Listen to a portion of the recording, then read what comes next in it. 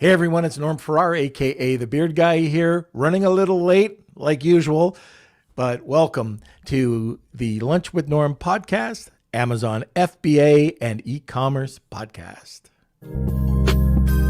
Lunch with Norm, lunch with Norm, lunch with Norm, lunch with Norm.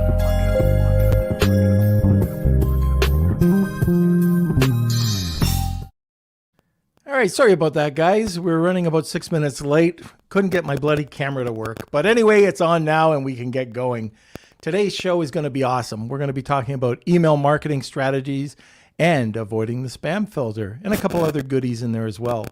We've got a first-time guest. He left the corporate world about 9 years ago and became he became a marketing automation consultant working with Infusionsoft and ActiveCampaign. He's worked with leaders in the field like Neil Patel, Ryan Levesque, and I'm really glad to have him on the show. Today, first time appearance, it's Adrian Savage. So before I get to that, I just wanted to give our sponsor a great big shout out, Global Wired Advisors, a leading digital investment bank focused on optimizing the business sales process. For more information, please visit Chris and his team over at globalwiredadvisors.com. Now, where's the boy wonder? Hello. Yes, we're running a little late, but a little late, 6 minutes late. I think our Beard Nation's used to it by now. but welcome everyone. Welcome to the show. Welcome Faye, Roslyn, Andrew. Let us know where you're watching from. Anyone over in the comments section, and we'd love to hear. How was everyone's weekend? Maybe the YouTube. Maybe we're just late. I'll check into that, but I think the YouTube should be working now. But anyways, if you have any questions throughout the show, please feel free to post them over in the comments sections, as well as if you're interested in the full episodes or highlights of the show, you can always go to our YouTube channel, Norm Farrar, or just look at Lunch with Norm, and you'll be able to find the episodes there. We also have a really great prize today. Super excited about this one, so stick around.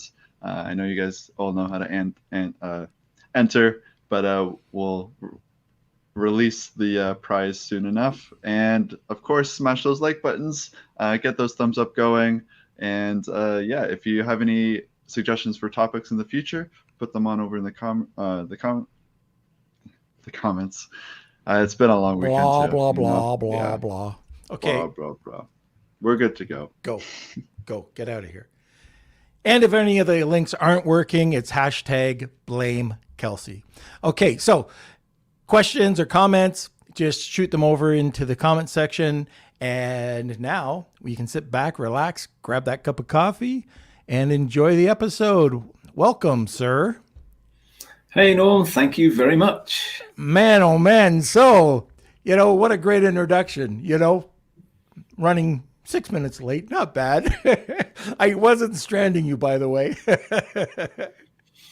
No problem at all. I'm not the most punctual person myself anyway. The only time I'm ever on time is for a podcast. I'll get there a few minutes early, but normally, things happen, things go wrong. Things happen. That's right. Tech problems are always the problem. That's right. Blame tech or Kelsey. So anyways, for those of us who don't know you, can you tell us a little bit about yourself and what you do? Yeah, sure thing. So I describe myself as a dad and a geek and an entrepreneur. I think it was the geek that came first. I was about 7 years old. My dad brought one of those old antiquated Apple II computers home that were the age. That was meant to be helping him with his work, but it was he was having a few problems with it, and the computer was about to go out the window. 7-year-old Adrian grabs the manual, reads it, and teaches Dad how to use the computer. That means I've been pretty much a geek for the last 40 years since then. Anything to do with computing, IT, programming, then that was my thing. And then I escaped from the corporate world about 10 years ago. I discovered some software called Infusionsoft, learned all about marketing, and I discovered this really interesting thing is that if you're doing online marketing, you need to get your emails delivered. And lots of people were having problems with that. They were finding that all the emails they were sending were either going to spam or just not even getting through or anything like that. So as time went on, then I kind of evolved and I niched down. So all that I do nowadays is helping people get their emails out of the spam folder into the inbox and just get there, to be heard by as many audience as possible. And if you're doing any kind of online marketing or e-commerce, anything like that, then obviously the more emails you can get to your customers and your prospects, the more sales you're going to make. So this is a really, really important thing that I just love helping people with, so they can just get as many people opening their emails as possible, because that's going to lead to more sales and more success. That's pretty much what I do. This is such a great topic. And right off the bat, before I get into it, guys, if you do have people who are Amazon sellers, e-commerce sellers, if you think email is not the thing for you right now, listen to this podcast. We're going to change your mind on that. We hope we're going to change your mind on that. So go out, get some people, tag them, get them to listen to this podcast. It's going to be awesome. One of the things I want to get into, I usually forget till the last section of the podcast, is the giveaway. What is the giveaway? So I do very few consultations, and if I do, they've got quite a high ticket price. But today I'm offering a free 30-minute consultation to one lucky person, where whatever you want to ask about email deliverability, how you can get more emails, then 30 minutes I'll go through whatever you need to help you become more successful with your emails. That's the giveaway. Fantastic. That's great. It's unique. We have not had that on the podcast yet. And again, if you're an online seller, not just Amazon, online seller, it's so important to build your list. Amazon owns your customers. How do you get around that? And we're not saying do any black hat techniques, but you have to build your list. And that list, what do you do with it? And a lot of sellers just don't know. I knew a guy, Adrian, that had a beauty business. He had 280,000 original emails like that from clients, and he never did one email campaign. Oh, that hurts so badly. Doesn't it? Yeah. And the other thing, I guess this is going to be the first question, is going to be about, the viability of emails right now. But Kelsey has created an email for Private Label Legion. That's our mentoring program. And he's got a crazy open rate. I think the last rate, Kels, was at 24%. Like 24% on an email blast. Yeah, that was one of our lower ones. We usually get around like 28%. Isn't that so? Yeah. You know what? If I can get, and I don't think on an email blast for e-commerce, it might not be that high, but still, if I can do that, and I'm hearing, chatbots have this, and I love chatbots, but email it's still that old school marketing that still works. So that's my first question. Viability of, people say email marketing no longer works. It's not effective anymore. What are your thoughts? Well, I will be bound to say that I disagree that it's dead, because obviously that's all that I do. And I'll be very respectful of the other channels out there, chatbots, Messenger, SMS, direct mail. There are so many different ways of reaching your audience. But I love email because it is one of the few platforms where you are still in total control. You're not dependent on Zuckerberg. You're not dependent on Amazon. You're not dependent on anyone. As long as you have got the email addresses, then there's so many different platforms you can use to send those emails out. And if you can send the emails out, you can see who's engaging with you. You've got complete control over what you're sending, when you send it. And if you don't behave like a crazy person, then you will do very well with it. The reason a lot of people think that email doesn't work is because they're still stuck in the dark ages, where the good old days where you could just build the biggest email list you could, and you just keep mailing everybody until they buy, they die, or they unsubscribe. If you do that these days, you're going to get hurt. But if you do it the right way, and this is what I'm going to share about today, if you do it the right way, then 28% open rate is good. I can share how you can get to maybe a 40% open rate or higher just by doing a few simple extra things. There is so much. Are you kidding? No, I'm, the last email that I sent that was a kind of important one, I got a 62% open rate to my list. It's only a small list, but even the clients I've worked with hundreds of thousands of contacts on their list, they can still routinely get 40-45% opens if they're sending to the right people in the right way. But at the same time, 28% is a lot better than many people. I've worked with some clients where when they came and met with me for the first time, they say, oh, I've only got a 5% open rate and things like that. And what they hadn't realized was the reason it was such a low open rate was because they just didn't know how to manage everything for success. That's all it's about. Yes, you've got to, there's a lot of things that you can get wrong, but if you get them right, you're going to get massive success. There's just a few basic things, and we've got plenty of time today to share the most important things that will make that difference. Great. Now, I would like to ask anybody who's listening, if you have questions, please just throw them into the comments section. I know that there's a lot of, it could be a basic question. There are no stupid questions. Just throw it in there and we will get to them. I'm going to learn a lot. My ability to do email marketing isn't where I want it to be. So let's start off with, things have changed over the years, and like going into 2021, 22, fourth quarter, how has it changed? Yeah, I mean, it's about to change massively very, very soon. Thank you. And we'll come to that. But yeah, I've already kind of mentioned this a little bit. If we go back to the good old days, then when I first got involved with email marketing, it was just a case of building the biggest list you could, and then you just mail the hell out of it. And that worked really well until about 2015. But then Google started getting clever, because if you go right back to when the internet started, you typically get an email account with your local internet provider. But then along came AOL and along came all these others. But now we've reached the point where there's only three big giants that dominate the email world. We've got Google, and more than half of a typical email list will be Gmail and Google Workspace. Another maybe 10-15% are going to be Microsoft. It's going to be Hotmail. It's going to be Microsoft 365 and things like that. And then maybe another 10% of Yahoo, which includes AOL because Yahoo bought AOL. So more than 3/4 of a typical email list is just those three big mailbox providers.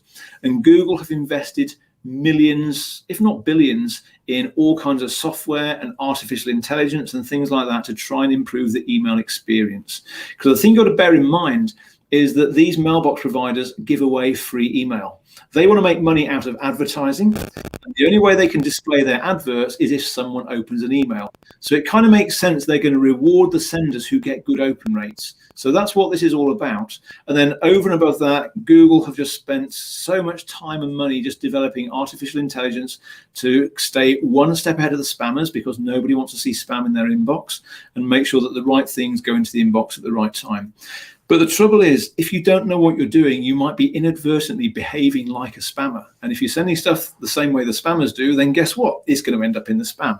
So what we can talk about is how the world has changed. And the biggest thing really is around engagement. And we're going to come to that a little bit later on. But I think that's the main thing. Is it's just that, the mailbox providers have become so much more intelligent. Back in, if we go back to 2010, then the spam filters were almost non-existent, and just whatever came in, and that was that. But now we've reached the point where 85% of the world's email that gets sent is considered spam. So if we're one of the good guys sending legitimate email, we're in the minority. So we've got a real fight on our hands to be heard and to get past those spam filters, and that's what this is all about. The next thing, this is a difficult question, but the opt-in. What is a legal opt-in and what's not? When I've talked to other people, other entrepreneurs, a lot of people are afraid to send emails because they think that they're going to get sued or there's an issue with opt-in. How do we have, and how can we get an official opt-in so we have that warm and fuzzy feeling? Yeah, and that's a tough one. And I'm going to preface this with the usual, I'm not a lawyer. Right, okay. Because it depends where your audience is. Europe has GDPR, Canada has Canadian anti-spam laws, California is launching something, the US has got canned spam. There's so many different things, and sometimes the devil's in the detail. But if we keep it nice and simple, I don't tend to look at the legal side of it too much. I look at the common sense side. And I'd like to think that most of the time, if you follow common sense, you're also going to stay on the right side of the law. But please, if there's anything you're not sure about, please check with someone who's qualified to advise you legally.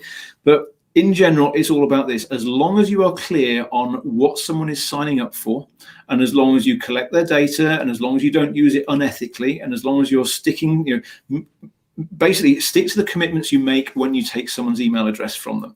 And as long as you do that, you're unlikely to get complaints and you're unlikely to fall foul of the law. Some jurisdictions might require things like email confirmation, double opt-in and things like that. And that's, again, I won't get into that detail. But in general, as long as you're being honest about what you're collecting the information for, then you should be okay. What isn't so good is if you're scraping email addresses off the internet or buying lists or things like that, because email has evolved to be all about permission. It's like direct mail is easy. You can buy a mailing list and send stuff through out in the good old snail mail, and that's all cool. But there is there's a barrier against that because it's cost. No one's going to send a million pieces of direct mail because it's going to cost too much. The challenge you've got is you can send a million emails and it doesn't cost very much. So that's why it's so easy to send spam. But as long as you are legitimately collecting email addresses and as long as they're people that have specifically requested your content from you, then you should be okay. All right. So collecting those emails, and I know we're a little bit off topic. We're going down a different rabbit hole, but how do you gather the emails quickly enough so you can start doing the campaigns? Well, the thing is, it doesn't need to be a massive list. I've worked with clients that have only got a few hundred people on their email list, and they're still making thousands of dollars every single month because they're just sending the right message with the right offer to the right people at the right time. So, there's still, there's all kinds of things. There's, you can have paid for ads, you can have Google ads, Facebook ads, things like that. And for many people, that works really well. The price is going up on that stuff. Mm-hmm. But, you can, things like being a guest on a podcast is a great way of doing things. I've been on a fair few, and I'm never going to get thousands of leads from being on a podcast. But every time I go on a podcast, a few people Google me, they find my site, they sign up and things like that. So there's all that kind of thing. There's, being a good, helpful person in Facebook groups and online communities and things like that. There's just so many ways of getting the message out there. And then there's good old word of mouth as well. I will ask my clients, my audience, I'll ask them to recommend me the same way early on you said, hey, share this with a few friends and get them to join the show. There's just so many ways that you can do it. And also talk about Amazon for a second. Like you say, Amazon own the customer. They own the email address. You can't email people if you're building a business on Amazon.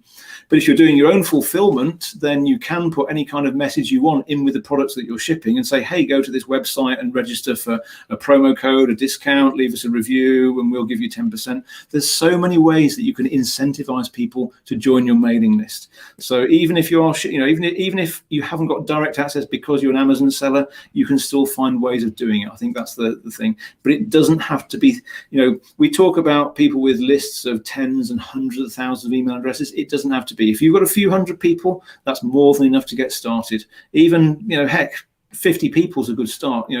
People always compare themselves to the big successful guys, but as long as you've got a small but perfectly formed audience, that's all you need to get started. Right. And on those inserts, you can do all sorts of things from warranty registration. You can't ask for a review. So you were probably talking about Facebook or Shopify. But anyways, there's all sorts of different ways to drive traffic. And I think it's so important that if you just do a small ad and start building in your inserts, just have a QR code that drives people over, sign up for a newsletter. And one of the things that I like doing is building value. Just value. When we start with our newsletters, there's no promotions in there at all. Absolutely. It's just here. It's value. It's content. It's videos, and a bit later on, there might be something in there. And it won't be every single newsletter that's going out there. But okay, let's go on from here. I'm really curious about how you're going to get my or Kelsey's emails up to 40% open rate. Very, very, very easily. And it's a good time to mention, I will joke with any client, I can double anyone's open rate in seconds. In seconds? In seconds. And here's how I'll do it. Supposing you've got 10,000 people on your list, I'm going to throw away the 5,000 that haven't opened anything for a while. And the next time you send an email, the number of people opening will be the same, but your open rate will be twice as high. Very good. There we go. So Kelsey, our 2 people on our email list, we can just get rid of that one person that never opens. Yeah, there you go. Cut it in half. And I'll explain later on why that isn't quite as flippant as it might sound. But that's, but that is the joke that I make when people obsess about their open rates. You can't compare your open rate with someone else's because you don't know the quality of the audience that you're mailing to. So in isolation, that number doesn't mean much. As a trend, it's really useful because if your open rate is going up, you're doing something good. If the open rate is going down, then maybe you're doing something not so good. But that number, whether it's 10%, 20%, or 50%, it doesn't matter because you can't compare it to someone else. Missing the spam filter. Let's talk about that. How do we get into the inbox? I know I've seen it a ton of times where I just don't get the message. People don't even get some of my normal emails. They can't find it. It goes to the spam filter. What about email blasts? So email blast is even more difficult, but the principle is the same for everything. It comes down to there's 4 key factors that impact email deliverability. And I often talk about winning the email race to the inbox, and race actually stands for the 4 things that matter. We've got reputation, we've got authentication, we've got content, and we've got engagement. And it is that reputation that everything else feeds into. Because let's face it, if you've got a good reputation, then let's take Google as an example. Gmail will love you if you've got a good reputation, and the higher your reputation is, the better Google think you are, the more likely you are to go into the inbox, and it's as simple as that. If you've got a bad reputation, then guess what? You'll end up in Google jail, and everything you send will go to the spam folder. So it's all about all the different things you can do to make sure you maximize your reputation. And and the ways to do that are things like making sure that you're not doing anything crazy like scraping lists off the internet, making sure that you're not sending emails to spam traps and things like that, making sure that you're not on any block lists, and making sure that you are only getting opt-ins from in ethical ways, as we already discussed. So reputation is massive. I'll quickly mention authentication at this point because that's a one-shot thing that you need to do. It's about making sure that you're telling the world who is allowed to send emails on your behalf. So let's say you're using, let's say you're using MailChimp as a way of sending emails out. Then you need to go into MailChimp and set up your email authentication. You do it once, and once it's set up, then you're good to go forever, pretty much. But that one thing, setting up that authentication, can make a massive, massive difference. Content, we could talk about that all day. We'll come back to that if we've got time. But engagement is the big thing. That's what I want to spend the most time talking about because that's what makes the biggest difference. Okay, let's talk about it. The authentication, by the way, is that like just an email that you set up, hello@xyz.com? So there's a little bit more to it than that. And this is the one bit where I have to just forget about my anti-geek pills for a second and go into a bit of techie detail. Because when you set up a domain, then there's something called the DNS, the domain name server. And that's where you publish all different bits of information about your domain. And when you're setting up authentication, you have to put some specific, very special data into the DNS records that say, here are the platforms that I trust. Here's my special signature that MailChimp can use to sign my emails on my behalf and things like that. And you go into the authentication section in something like MailChimp or Infusionsoft or ActiveCampaign or whatever you're using, and they will tell you what you need to publish inside your DNS. If you're not sure, then you can get your techie person to do it. But the good news is you don't need to be an expert on it because it's a one-off thing. Once it's done, it's done. But it is a little bit techie. It's not as simple as some of the other things that I'm going to talk about. But once you've done it, it can make a huge difference. And the only reason to not do that is if you might have a poor reputation already. So if you know that all the emails you're sending are going to spam, and then you suddenly start signing them and setting up authentication, that isn't going to help because you need to sort yourself out first. But 99 times out of 100, assuming people have already been sensible and not trashed their list and things like that, authentication will make a huge positive difference. Okay, so reputation, authentication. What was the third? So the third one is content, and we'll see how much. There's probably going to be some questions on that, so we'll come back. Okay. I've seen one person's already asked about things like the promotions tab and things like that, and that the content makes a big difference. And then engagement is the last part, and that's what it's worth spending a bit of time on, I think, because that can make the biggest and the quickest difference. So let's go back to that little flippant comment I made about doubling people's open rates. And here's the thing: it actually does really matter because the more people you've got opening your emails, the better your reputation is going to be. And I've seen a couple of comments coming in. I'll just address them quickly now, and then we'll come back to it later on as well. It's absolutely right that open rates and those statistics aren't always all that accurate, and they're about to become a lot less accurate. But the thing we've got to bear in mind is right now they are the best thing that we have got to be able to actually keep an eye on what's happening. We've got, email deliverability is a bit like search engine optimization. We're trying to stay one step ahead of Google, and they're changing all their algorithms all the time, but we don't really know exactly what's happening. The only way we can see what was really happening would be if we actually looked at everyone's emails to say, well, did this one land in the inbox? Did this one land in the inbox? We can't see that. The best we're going to get for the moment is the open rate and the click rate. But if we go back to what I was saying about doubling the open rates, let's supposing that you've got a 20% open rate. Now, what Google will look at that at is they'll say, well, 20% open rate is okay, but that means that Norm is sending out emails that 80% of his audience don't want to see.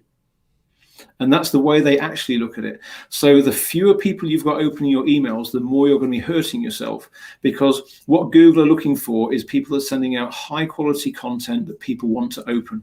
So it's in your interest to only send the emails to the people that are most likely to open them. And the only real way we can see that is statistically, if they just opted in, they're probably quite keen because they just opted in. If they've opened something recently, the chances are they're going to open something as well in the next few weeks, if not sooner. If they haven't opened anything for a year or longer, guess what? They're probably not going to open the next email you send them, or the one after that, or the one after that.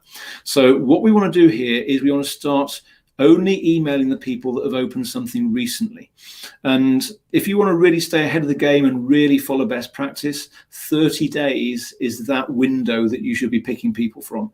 So if you've got people that have opened in the last 30 days, then if you only send emails to that group of people, you should get a 40 to 50% open rate. And that is the key here. And it kind of, if you think about it, it makes sense. The people that have opened something maybe 30 to 90 days ago, if you just send to that segment, you might get a 10 to 15% open rate. If you go beyond 90 days, if you get a 5% open rate for that chunk of your audience, you're going to be lucky. And I'll look at some people's CRMs, some people's email databases, and we'll see that as much as a quarter of their contacts have never, ever, ever opened a single email. And this is where, what was it, Einstein's definition of insanity was doing the same thing and expecting different results.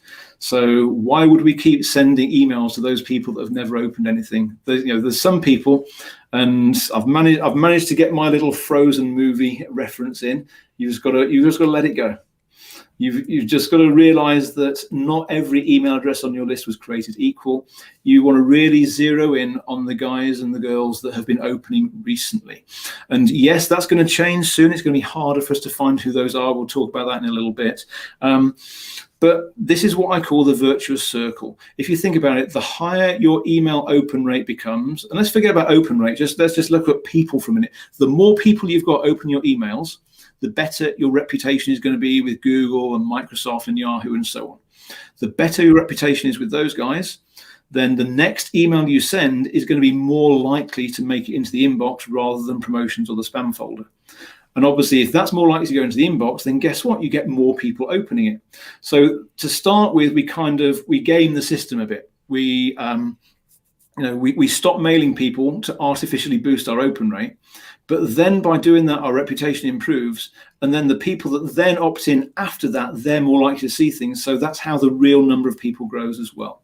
So it's an interesting one because it's a medium to long term thing where you see the results. Short term, you'll see your open rate go up for sure, but the number of people opening your emails doesn't change. But long term, that's where it all really starts to work because your reputation precedes you, and that's what makes the big difference.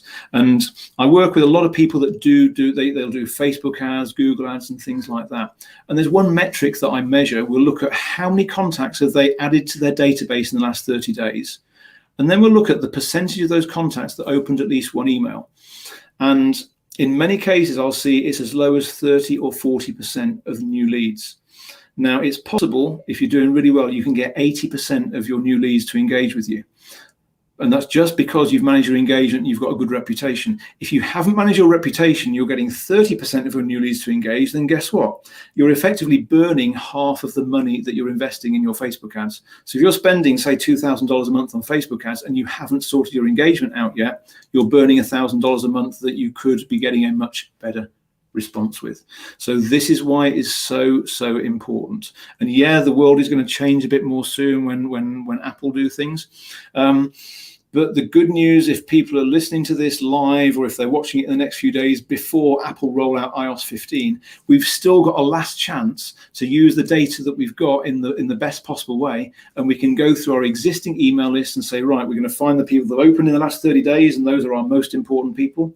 We can find the people that opened between 30 and 90 days ago, and they're the ones that might still open from us. And then if they've already gone beyond 90 days without opening, now is the time to send them a few emails saying, hey, do you still want to be on my email list or not?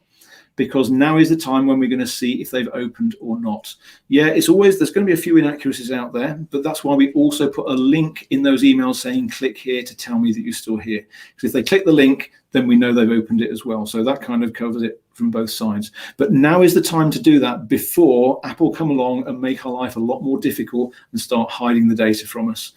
Should we kind of segue straight into Apple now, or do you want to ask any other thing? Yeah, well, I do have one thing. So sure. The listeners, I've got a question.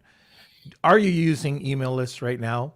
And if you are, what are your experiences? If you're not, why not?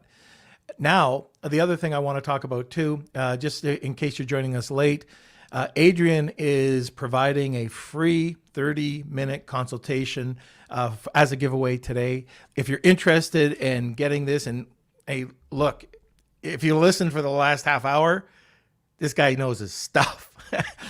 I'm learning a lot here. I wish you could stick around for a couple of hours, but that's hashtag Wheel of Kelsey. And if you'd like a second chance, second entry, just tag 2 people and we'll get you a second entry. Okay. So I am curious about who is using email lists right now. And if you're not using it, why not? Okay. Yeah. Let's get into this iOS 15. It sounds like it's going to be a nightmare. It's definitely going to be a game changer. I mean, the good thing about marketing and being an entrepreneur and all that kind of stuff is that we've always got a chance to raise our game and make things better. And this is certainly a really good opportunity to do that. But it is going to be challenging because we have come to rely possibly too much on open rates. And I've seen a few comments come in where people have quite rightly said that there is a lot of discussion out there at the moment saying that you can't hang your hat on open rates. And let's first describe how we can measure whether an email has been opened. The only way we can do it is, let's take MailChimp as an example again. They will put a tiny invisible 1-pixel image in every single email that gets sent out. When you open that email, the pixel gets loaded, a message goes back to MailChimp, and that's how they know. But a lot of email clients give you the option of blocking those images. So if you've got images not working, then no one sees if you've opened the email. And typically I will find that about maybe 90 to 95% of emails that get sent out do get tracked at the moment, maybe even more than that.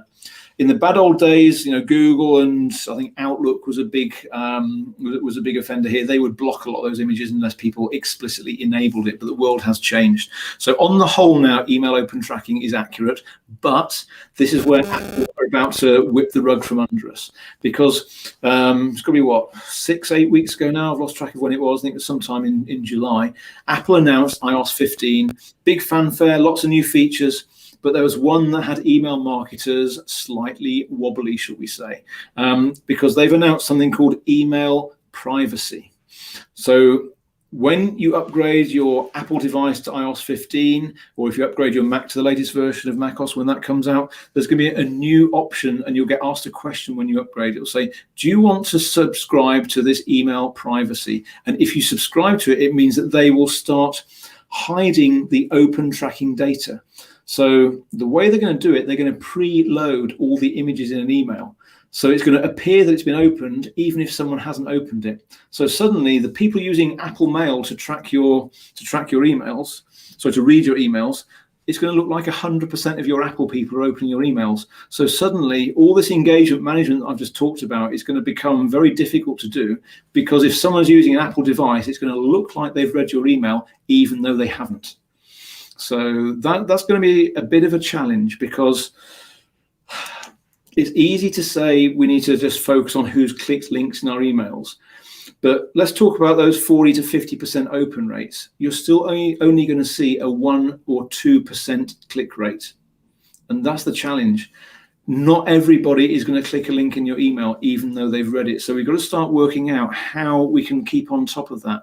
And this is why I'm recommending that people do all this kind of purging of their unengaged contacts now, before it's too late, before we lose all this data, because the world is going to change, and we're going to have to find new ways of keeping tabs on who wants to hear from us. We can't just assume that people are reading our emails and use that data anymore. Now, the good news is it only affects Apple people right now, but it's not an Apple email address. And here's the challenge. You can't tell what email client someone is using. It's like, if I send an email to you, Norm, I don't know if you're reading it on a laptop or a phone or whatever. There are ways of tracking it, but most people don't see it. But it doesn't matter whether it's a Hotmail address or Gmail, any of those addresses could be being read through Apple email, because you can add any email address you want onto your iPhone, and then you can read it using the Apple Mail client. And in the test that I've done, then anywhere between 30 and 50% of a typical email list appears to be using Apple Mail right now. So it means that in the worst case scenario, as much as half of your email list, you're suddenly not going to see who's opening from you anymore. So we've got a big challenge on our hands.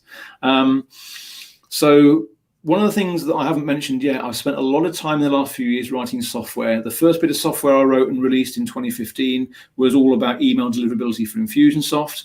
And then about 3 or 4 years ago, I released something that's become a Deliverability Dashboard, which is a whole set of tools that help you manage your email deliverability. And the latest software that I've written in the last month or so is a way of actually identifying who is using Apple, who isn't using Apple, which doesn't really help us if they are using Apple, because we still won't know if they've read the emails or not.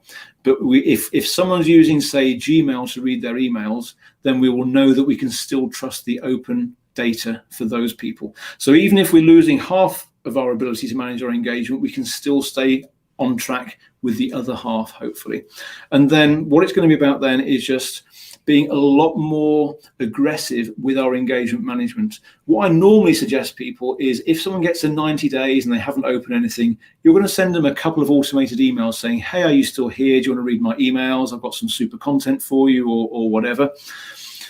If we don't know whether they're opening or not, we're going to have to change that. And maybe after 30 days, we'll send people an email instead saying, hey, just want to make sure you want to stay on my list. Click here to confirm you want to stay on my list. If not, I'm going to unsubscribe you. So I think it's going to have to become a lot more kind of draconian.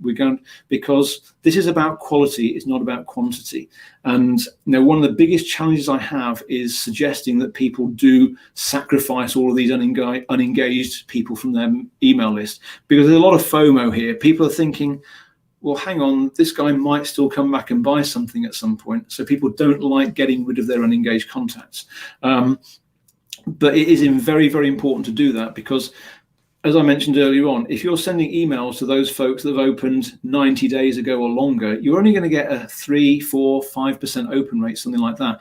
And a really low open rate like that hurts your email reputation like you couldn't imagine. So that's why it's so important to let those folks go. And the annoying thing is, just because we can't see who's opening our emails anymore in the future, Google still can, Microsoft still can. So that's the problem. We've still got to manage our engagement, even though we're having our eyes and ears taken away from us pretty much. So it just means we have to assume, worst case, that people aren't reading and say, prove to me that you still want it.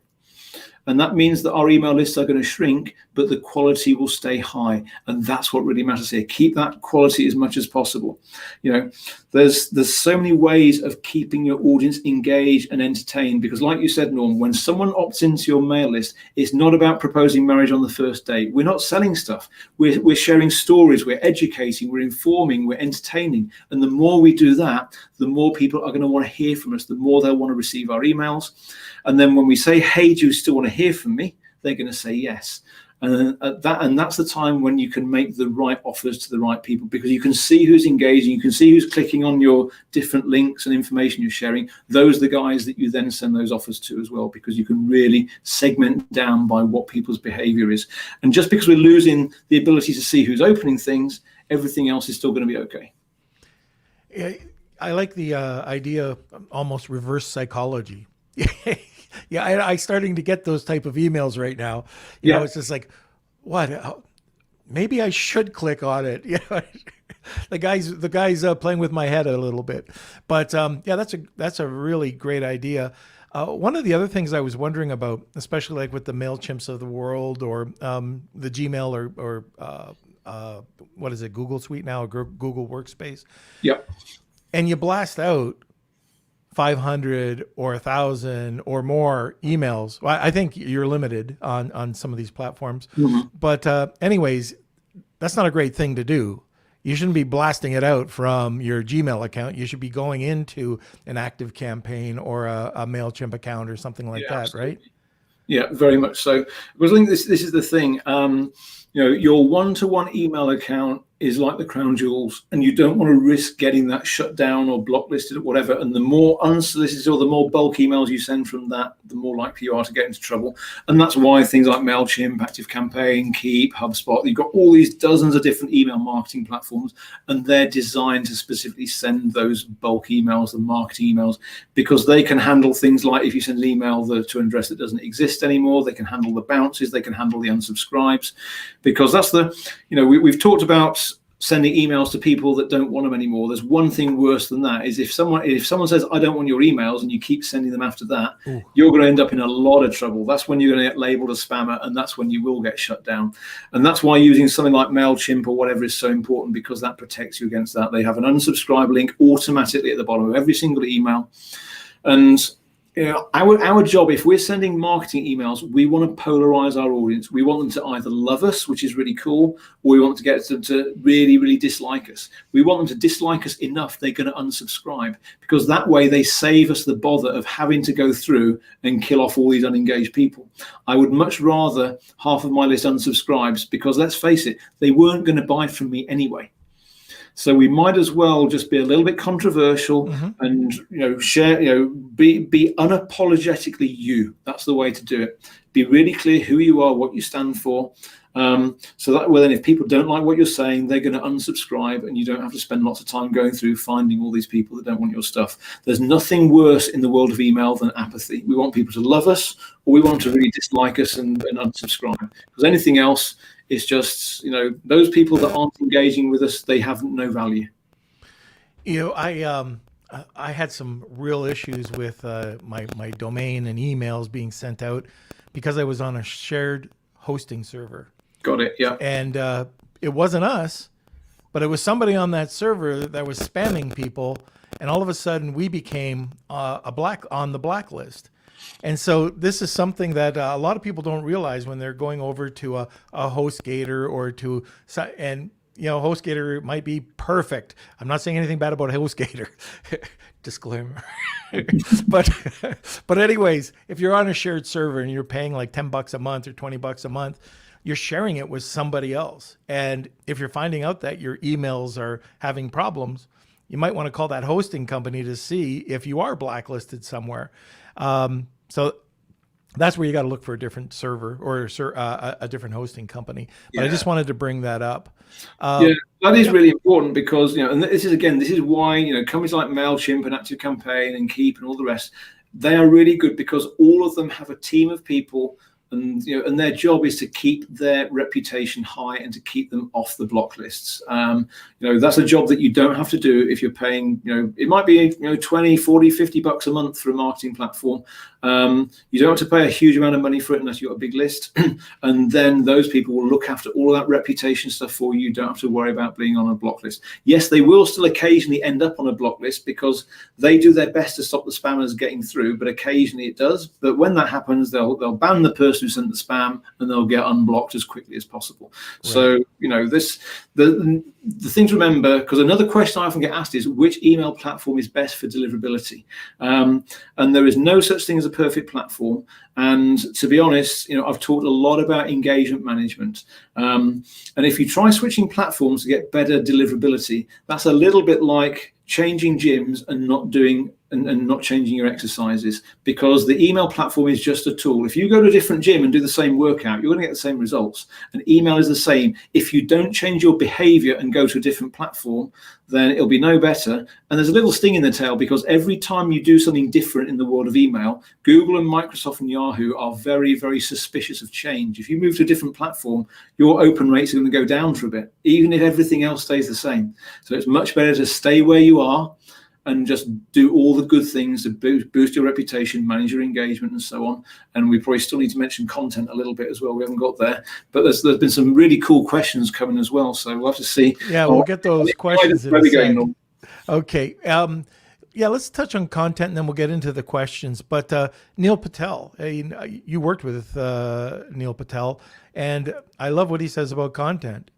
If you don't produce the best content, don't publish it. Yeah, absolutely. It's got to be. But then, having said that, nothing is for everybody. As long as you're being you got to put the time into it. I think that's the thing. You got to make sure, and that doesn't mean you got to spend hours a day writing emails. But if you're going to write an email, make it count. Make sure you've got a message in there. Make sure there's something valuable you're sharing.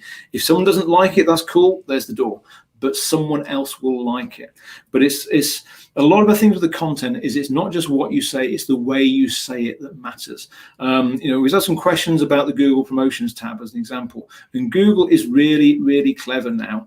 I mean, if you think going back to 5 years ago, there was a list of hundreds of different spam keywords that if you put the word free into an email, it's going to go into spam. That's what people used to think. And maybe it was right, maybe it wasn't.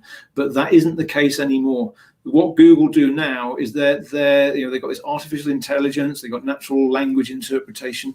They will read the entire email and work out what the purpose of it is. Does it sound like a promotion? Does it sound like spam? And that's what they're doing it on. You can't just, if you try and mask the word free and put fr.ee in an email, then they're going to say, hey, this guy's gaming the system. We're going to put him into spam. So you've just got to be really, really open and honest and authentic. And that's how you're going to get into the inbox best. But if it sounds like a promotion, unfortunately, you're probably going to end up in the promotions tab because it's a promotion. So you've got to be very careful about getting that balance right between educating and making offers. And you can do both in one email, but it's the balance of things. And sometimes it can be as simple as changing a couple of words, and that can get you from promotions into the inbox as well. But a lot of it is around things like the number of images you've got in an email, the number of links you've got in an email. All of those things can affect whether you get to promotions as well. Because let's face it, if I'm sending a personal email from my phone to you, Norm, is it going to have a great big image at the top of the email? Is it going to have lots and lots of images through the email? Is it going to have links all over the place? Or is it going to be a nice simple email that says, hey, Norm, I've got something to share with you today, blah, blah, blah, blah. Speak soon, Adrian. If it's a nice simple email that looks like it was written from one person to another, it's going to go into the inbox. If it looks like it's a promotional email with kind of lots of marketing gimmicks and graphics and mastheads and all this, that, and the other, it's going to go into the promotions. So you've got to do a bit of experimenting with this and work out, well, how can you tone your emails down to look like they're more personal? And that's the one thing that makes the biggest difference. There's 101 other things as well that, really subtle things that can make the difference. But it is totally down to the content, the tone, the style of your email. That's what makes the difference between promotions and the inbox. And it is a constantly evolving thing. You've got to really stay on top of things and just test things. But the general thing is, one or two images is okay. 3 is starting to get a bit, more than 3 images, you're probably going to end up in promotions. And the same with links. Minimize the number of links, minimize the number of images. And please, if you've got an email signature, do not have all those links and icons for your social platforms. Some people will have 5 little images for Facebook, YouTube, Instagram, LinkedIn, Twitter. 5 images, 5 links. Guess what? It goes into promotions every single time. So take all of that stuff out, keep it as plain and simple as possible. Because if you're sending a marketing email, do you really want to distract people and send them off to your social when you're trying to sell them something? You just got to get the balance right. So that's the biggest part of content. But the more, just make it authentic and just make it sound like you and make it look like it's a personal email. That's the simplest and quickest way of getting it out of promotions into the inbox. What about for a newsletter? Well, I'm not a fan of newsletters anymore. It's interesting because in the good old days, you might send a newsletter once a month or every couple of weeks or something, and you might send 4 or 5 different articles and maybe a little teaser and saying, click here to read the full article, and do that for each of them. What I would recommend these days is actually, rather than send one newsletter with 5 different things in, send 5 different emails out and send them more frequently. Because the more frequently you send to your engaged people, the better you're going to do. Because let's assume you're getting a 30% open rate for a second. If you're sending 1 email a month and you get a 30% open rate, you've reached 30% of your list. If you send 8 emails a month and each one gets a 30% open rate, it won't be the same 30% each time. And when I've done tests on that, if you send 2 emails a week and you get a 30% open rate, you'll probably find that 50% or more of your audience will have opened at least one of those emails. So rather than send one newsletter infrequently, send smaller articles more regularly. That's going to make a difference. If you do send a newsletter, or and another good example is e-commerce, because if you're sending e-commerce, you're going to send a whole load of different products at the same time. This is where all of this stuff about content is guidelines rather than rules, because I'm willing to bet that you're receiving emails from Amazon every now and then that still land in your inbox. Sure. Because, there's more to it than just that. If you've got people, if people are opening your emails anyway, they're going to keep opening them. So it's all about getting the balance right. And this is why, email deliverability is like a massive jigsaw. There's so many different bits that can make an impact. The more, as long as you're focusing on as many of the essentials as you can, like authentication, like managing engagement, sometimes you'll get away with the occasional bit of content that isn't quite as perfect as it could be. So it's always about ticking as many of the boxes as you can without being obsessive about it, because otherwise you could be here forever trying to, you might spend 3 months trying to get everything perfect and you've not sent anything in that time. So it's better to keep sending things out, because consistency and cadence and regularity matters as well. Because the more frequently you're sending to those super engaged people, the better your reputation is going to stay. One last question before we get into questions. The format of an email. Anytime I see an email that usually has the cell format that uses about a half or a quarter, I look at that as old school. I don't know what your thoughts are, but it's just like delete. I don't really even look at it. I don't think it's necessary anymore. Again, some people do it because it's a way of being distinctive. But the whole point now is email clients, particularly on mobile devices, they've evolved and everything's responsive. You've got a small screen, it wraps it. So, just write it long form and just let the email clients handle it. You don't need to squash it up and do it narrow or anything like that anymore. Because again, it suggests that maybe that's maybe someone's trying to game the system or is selling or whatever. So again, just, the more it can look like it came from your own personal email client, the better. Very good. It's time. Let's get into some questions. And by the way, if you'd like to enter to get a 30-minute consult with Adrian, #Wheel of Kelsey. Okay, Kels. Okay, so some of these questions we've answered throughout the show. So I'll try and pick ones that we haven't. So the first one is from Howard. Would you recommend 2 different email accounts sent from when marketing to your DTC customers and prospecting B2B segments? Okay, great question, because the more different email accounts you've got, I guess it depends whether you're talking about an email address has got 2 parts. There's the bit before the @ sign, there's the bit after the @ sign. And it's the bit after the @ sign that matters the most. And you could create a subdomain. So you could have deliverabilitydashboard.com and you could have sales.deliverabilitydashboard.com. And if you use 2 different domains like that, then the reputation is separated to a certain extent. Whereas if you just had one domain and had sales at or support at, then that makes less of a difference. And the only time I really recommend separating domains out is if you've got a particular group of people like sales guys or something like that that are actually hurting your main reputation. Even if you separate it out, then there's going to be a bit of kind of cross-fertilization anyway. But I'm not a fan of separating different domains out. But it certainly doesn't hurt to have different accounts at the same domain most of the time, because that way then you've got sales over here, you've got support over there. But that doesn't, they all contribute to your domain's reputation. Pretty much everything is managed at the domain level. So you've got to make sure, even if you have got a bunch of salespeople, ideally you don't want them sending spam out and unsolicited emails, because that's still going to hurt you, even if you do separate it out. So I would say most of the time I don't separate things too much, but there's always a reason to do it. I know that's not a total black and white answer, I'm afraid, but hopefully that's the best I can do. Perfect. Okay, next one from Rad. Is it okay to buy email listings from third-party sellers?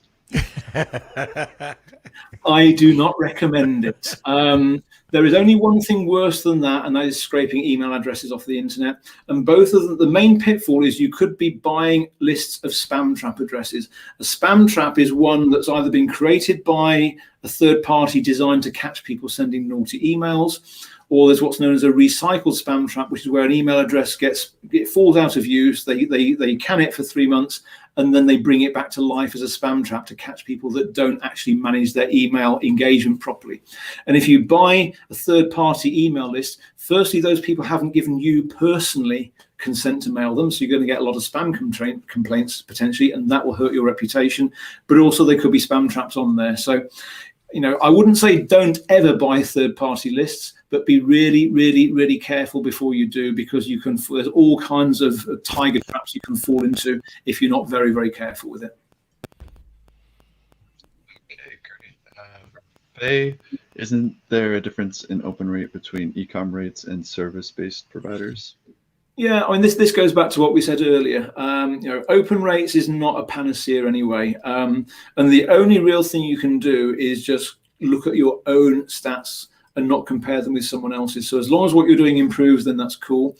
But yeah, I mean, every different audience will have a different open rate. Every different type of email you send, different platforms might work slightly differently. They might measure them differently. So yes, there are lots of differences, and that's why looking at your own trends are what really matters here. There's you can't say, hey, I've got a 60% open rate and suddenly think that you're doing really well, because it could be there's something else in there that's causing it. On the other hand, if you've got a 3% open rate, that's probably bad. So it's kind of you can still there's very broad ranges that you can look at, but I wouldn't, you can't hang your hat on open rates as the only thing to look at. There's so many other things out there as well.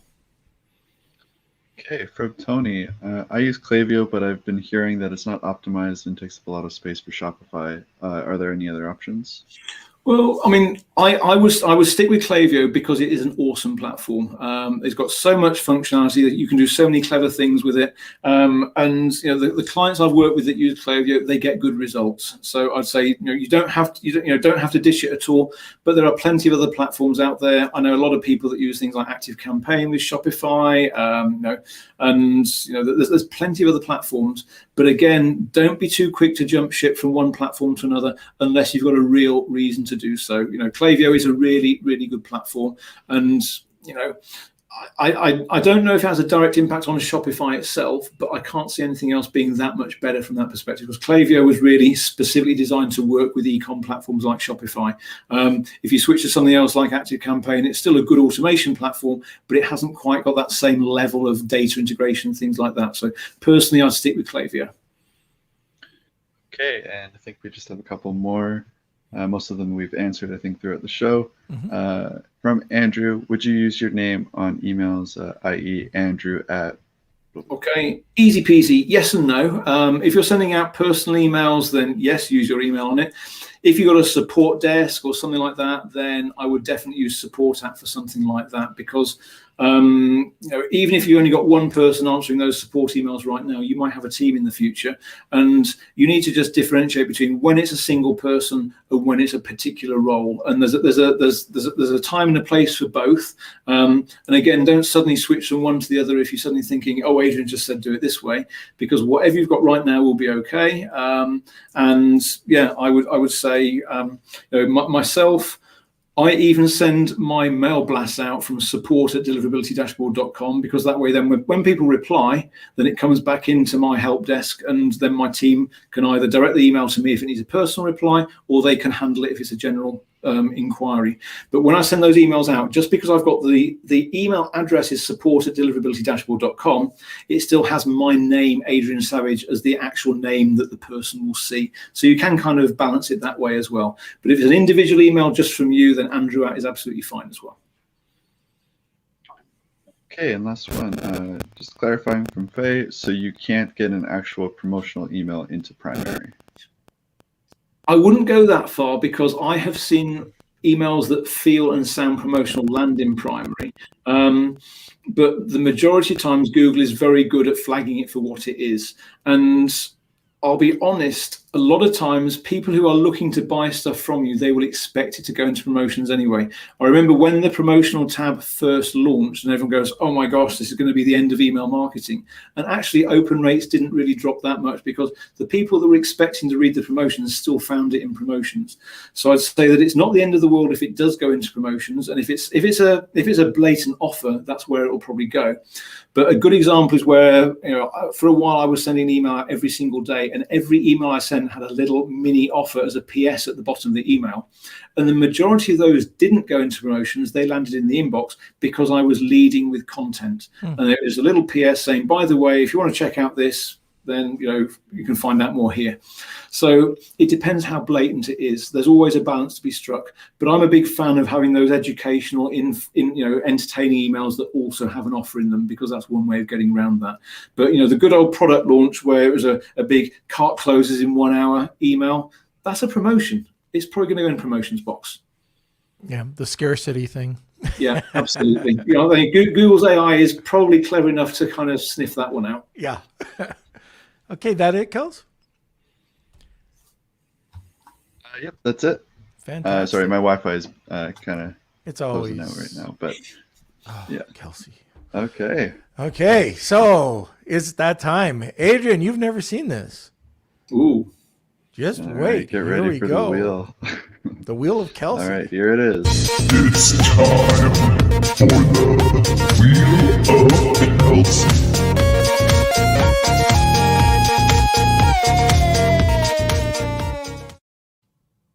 Okay, it's everyone's favorite time, the Wheel of Kelsey. We got a ton of people entering today, so if you are the winner, please email me at k@lunchwithnorm.com, and I'll connect you with Adrian. All right, so here we go. Give it a spin. 3, 2, 1. Sing it, Kels. Wheel of Kelsey. Who got that? Brian.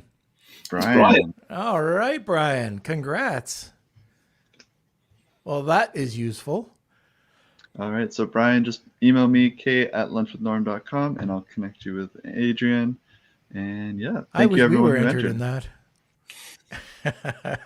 All right. Well, Adrian, thank you so much. I think we don't know enough, and we still don't market enough. A lot of Amazon sellers don't, at least, with email marketing. And what you brought to the table today was fantastic, and I really appreciate you coming on. Absolute pleasure. Thank you so much for inviting me, Noel. Hey, no problem. I'm going to reach out to you to see if you can come on our clubhouse room one of these days. I'd be nice to do that as well. Absolutely. Oh, and there's one thing I forgot to mention, that I've actually got a checklist that will actually go. It pretty much covers everything we've talked about. Is it okay if I just share that? Absolutely. That was my next question. Awesome. How do we contact you? So Okay, so easiest way is if you go to get.deliverabilitydashboard.com/checklist. I'm sure we're going to share this. I don't think I can. Can I have a comment myself, or let's have a look. If I send that to Kelsey there, then you can hopefully share that in the comments. So that checklist is everything you need to know about reputation, authentication, content, and engagement. And then the other option as well, if you're using the majority of email platforms, I'm adding support for more as we go along. I've got a free email health check that will tell you how well you're managing your engagement. And that is just emailhealthcheck.net. So that's Kelsey's got it there. Got that there. There we go, emailhealthcheck.net. So those are the two different links people can use to find me. If you sign up for those, then you get a link to my Facebook group as well, and that's where people always contact me, ask questions, things like that. Always happy to help as much as possible. Fantastic. Well, thank you again for coming on. You're going to be leaving the podcast, but stick around and we can chat for a bit afterwards. Absolutely. Thanks again, Noel. All right. We'll see you later, Adrian. All right, everybody. So that was awesome. Adrian's awesome. I got to get him back on. And if you want to learn more about this type of marketing, let us know. Let us know some of your questions, and we will definitely answer them for you. Okay. So before we do anything, I just wanted to thank our sponsor, Ahrefs. And by the way, on Wednesday, this is going to be awesome. Ahrefs is going to be on, Patrick Stocks is going to be on talking about e-commerce and SEO. So e-commerce SEO on Wednesday, which is going to be great. But before we get to that, I always talk about this. I talk about, building an e-commerce website. It's crucial when we're talking about building your brand in 2021. But a lot of Amazon sellers just don't have the time to do it. How do you get your website SEO health scores up? Where do you start? Well, Ahrefs is here to help. So they monitor your SEO health, your backlinks, your keywords, and it's for free. So all you do is go to their site, and that is ahrefs.com/AWT. That's ahrefs.com/AWT. And you can get a free report on the health, backlinks, everything that you need to know to start building your SEO health. So I can't wait till Ahrefs comes on and starts talking about this. We don't talk enough about your e-commerce SEO health. So that's going to be on Wednesday. Kelsey, anything else? Okay. Just want to give a big thanks to everyone tuning in today. Hope you guys enjoyed. And we look forward to having you on, or to have people on Wednesday. And if you haven't already, please smash those like buttons. You can join our Facebook group, Lunch with Norm, Amazon FBA, and e-commerce collective. It's a great place to throw in questions about Amazon, e-com, and just get to know the community. A lot of people watch from the Facebook group stream, so you can always interact with people there as well. And if you missed today's episode and you're just catching the tail end of it today, you can go over to our YouTube channel, Norman Farrar, and you'll be able to see all the episodes. We're coming up on 200 episodes at the end of September too. So we're going to do a special fan episode that I'll be posting about in the group soon. So definitely get in there. And I think that's about it. Okay, Kels, can you put that URL in for Marcia? Yeah, it is. I'll just reply. All right. So I think that's it, unless you're going to interrupt me. No, you're good. I'm good. Can I say my thing? I only get to say this. I get to say 2 lines. I'm good now. Okay, don't interrupt. Okay, so tune in every Monday, Wednesday, and Friday at noon Eastern Standard Time. And this is my second line, if he doesn't interrupt me. Thank you for watching. We appreciate you as being part of our community. We couldn't do it without you. And we will see you on Wednesday. Lunch with the